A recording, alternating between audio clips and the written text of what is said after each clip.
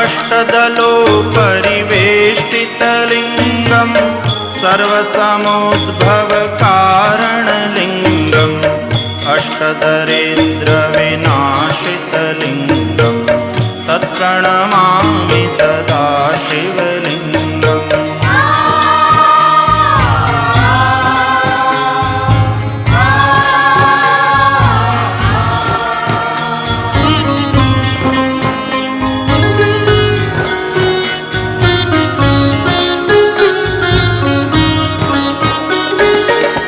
सुरगुरुसुरवरपूजितलिङ्गं सुरवनपुष्पसदार्चितलिङ्गं परात्परं परमात्मकलिङ्गं तत्प्रणमामि सदा शिवलिङ्गं तत्प्रणमामि सदा